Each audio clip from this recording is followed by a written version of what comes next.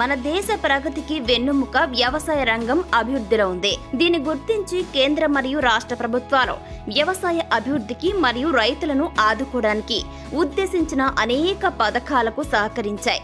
ఇన్ని ప్రయత్నాలు చేసినప్పటికీ చాలా మంది రైతులు ఈ ప్రాజెక్టుల నుండి ఇంకా ప్రయోజనం పొందలేదు. అయితే 5 ఎకరాలలోపు వ్యవసాయ భూమి ఉన్న రైతులకు కేంద్ర ప్రభుత్వం ఇటీవల చొరవతో ఒక అద్భుతమైన వార్త వచ్చింది. కిసాన్ ఆశీర్వాద్ను ప్రవేశపెట్టడం రైతులకు వారి భూమి హోల్డింగ్ పరిమాణం ఆధారంగా ఆర్థిక సహాయాన్ని అందించడానికి రూపొందించిన పథకం. ఈ పథకం కింద 5 ఎకరాల భూమి ఉన్న రైతులకు 25,000, 2 ఎకరాల భూమి ఉన్న రైతులకు 5,000 నుండి 10,000 మరియు 4 ఎకరాల యజమానులకు 20,000 వరకు అందుకోవడం జరుగుతుంది. అదనంగా 5 ఎకరాల భూమి ఉన్న లబ్ధిదారులు పీఎం కిసాన్ సమ్మాన్ నిధి యోజన కింద సంవత్సరానికి 6,000 అందుకుంటారు. వారి మొత్తం ప్రయోజనాల్ని 31,000 రూపాయలకి తీసుకువస్తారు.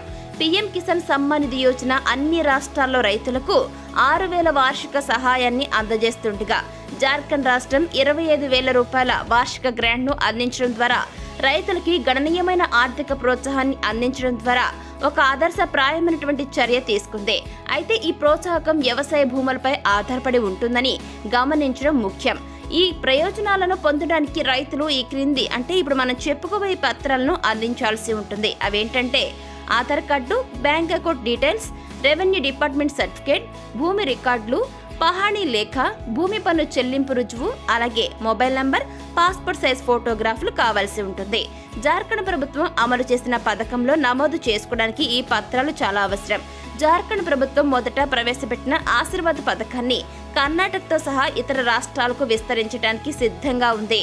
ఈ విస్తరణ నిస్సందేహంగా ఆంధ్రప్రదేశ్ మరియు తెలంగాణ అంతటా రైతులకు ప్రయోజనం చేకూర్చడంతో పాటుగా సమగ్ర వ్యవసాయాభివృద్ధిని ప్రోత్సహిస్తుంది కూడా. అయితే ఈ రాష్ట్రాల్లో ఆశీర్వాద్ యోజన అమలు కోసం కాలక్రమం చూడవలసి ఉంటుంది. అయితే ఇది ఒక్కసారి అమల్లోకి వచ్చిన తర్వాత రైతులకు గణనీయమైనటువంటి ప్రయోజనాలను అందిస్తుంది.